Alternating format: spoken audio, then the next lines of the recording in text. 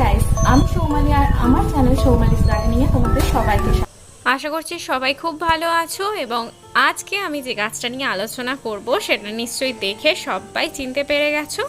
তো এটা অ্যাকচুয়ালি ঝাউ। তো এখানে যে ঝাউটা নিয়ে আমি আলোচনা করছি এবং যেটি আমার বাড়িতে আছে এটি অ্যাকচুয়ালি সবুজ রঙের ঝাউ। এবং এছাড়াও আরও একটা টাইপ হয় সেটা সোনালি রঙের, সেটা সূর্যের আলো পড়লে কিন্তু সোনালি ভাবটা আরও খুব সুন্দরভাবে ফুটে ওঠে। তো আমাদের বাড়ির সামনে দুধারে এই ঝাউ গাছগুলো রয়েছে এবং অ্যাকচুয়ালি এন্ট্রান্সের ঢোকার মুখে দুদিকে রয়েছে। এবং আমার মাই এই দুটো গাছ বসিয়েছেন, কেননা তার খুব পছন্দের গাছ। তো উনি বলেছিলেন যে না, এখানে বাড়ির যখন সামনের দিকটা মডিফাই করা হয় উনি বলেছিলেন যে এই গাছগুলো বাড়ির সামনের দিকে যাতে লাগানো হয়। তো সেই সময় গাছের দাম সচরাচর আমি বলি না, তবে আমার যতদূর মনে আছে এগুলো 40 বা 50 টাকা করে পার পিস নিয়েছিল এবং অনেকটাই ছোট ছিল যখন হয়েছে এবং নিয়ে আসা হয়েছে এবং তারপর থেকে বেশ ভালো বুশি হয়েছে।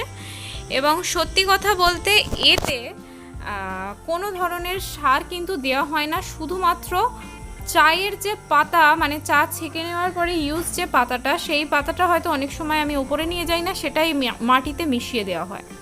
তাতে নাইট্রোজেনের ভাগ বেশি থাকে এবং আমরা জানি নাইট্রোজেন জাতীয় জিনিস গাছের পাতার যে গ্রোথ সেটাকে খুব সুন্দর রাখে। এবং গাছটা যে কত চকচকে রয়েছে সেটা দেখে বুঝতে পারছো।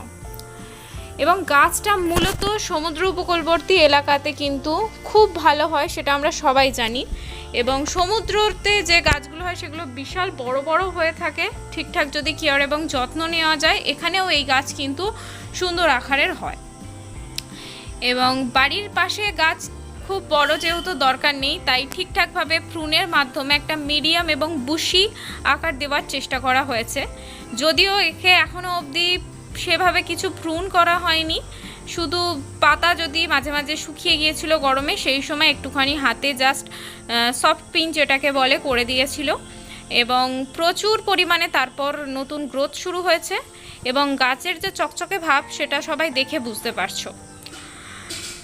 গাছের মাটিটা বলে দিই, মাটিটা যেহেতু এটা একটা বালু মাটিতে সবচেয়ে বেশি ভালো হয়, তাই এই মাটিটা অ্যাকচুয়ালি আমাদের চারপাশে এখানে যে মাটি পাওয়া যায় সেই মাটিতে কাদা এবং বালির রেশিওটা কিন্তু এতটাই সুন্দরভাবে থাকে, সচরাচর গার্ডেন সয়েলের মধ্যে আমাদের আর এক্সট্রা মাটি মেশানোর প্রয়োজন হয় না।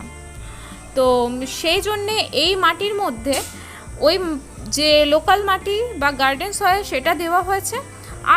আর একটু অন্যান্য যেমন মাটির রেশিও আমি বলে থাকি যে সয়েলের ভাগটা 50% নিতে, বালিটা 30% নিতে।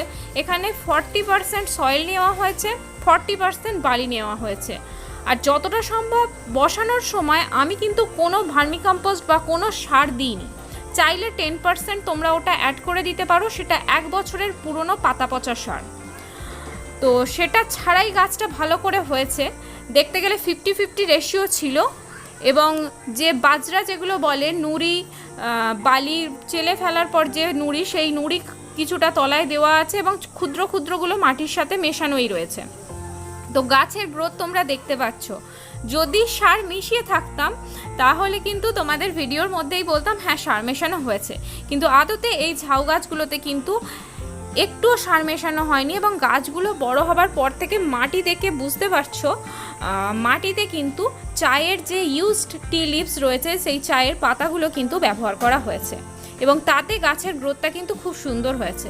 আমি একটু ক্যামেরাটা পিছিয়ে নিয়ে গিয়ে দেখালাম যে এন্ট্রান্সটা অ্যাকচুয়ালি কীরকম দেখতে লাগে।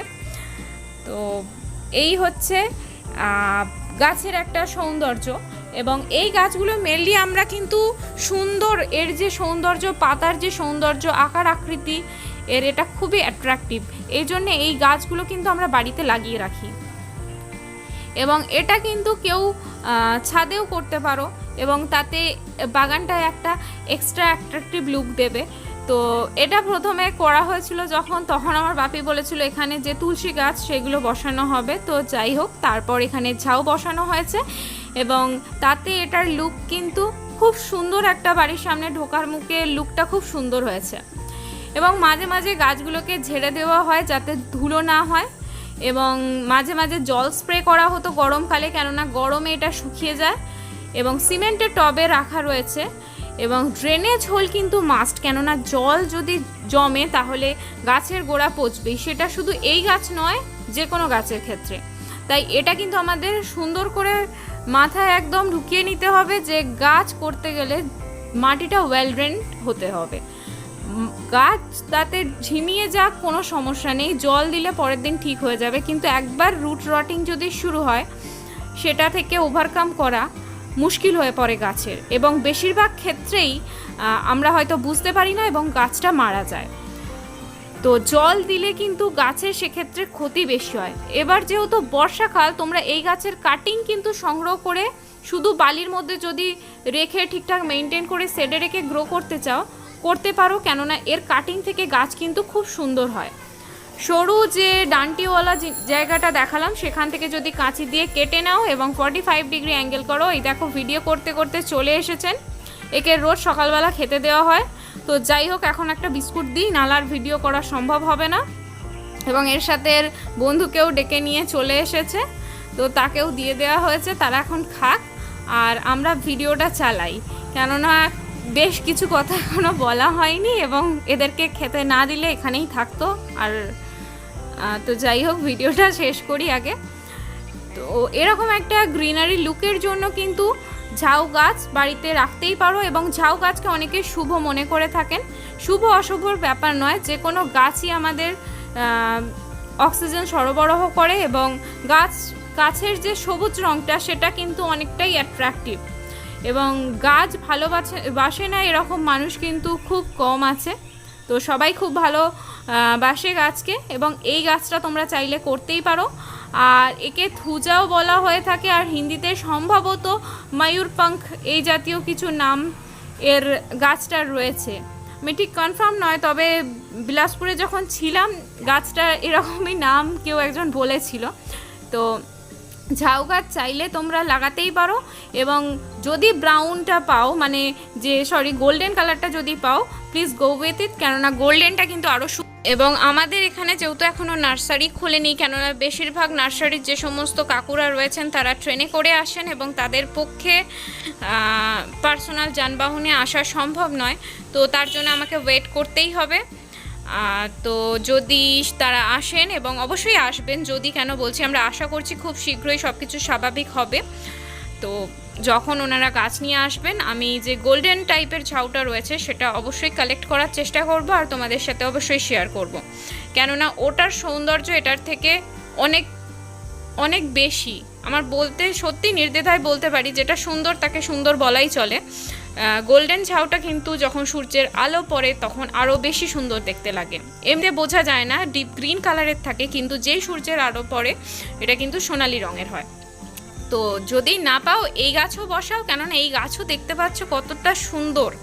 এবং পাতার জন্য কিন্তু আগে যে গাছ পাতার জন্যে বসানো যায় বাড়িতে, এই ধরনের ধারণা, মানে আমি ছোটোবেলায় ভাবতাম যে কেন পাতার জন্য গাছটা বসাবো, কিন্তু এখন বুঝতে পারি নিজে বিভিন্ন ধরনের পাতার যে পাতাবাহার হোক, মানি প্ল্যান্ট হোক, এগুলোর কালেকশন করতে করতে বুঝতে পারি যে পাতা ফুলের থেকে কোনো অংশে কম সুন্দর নয়।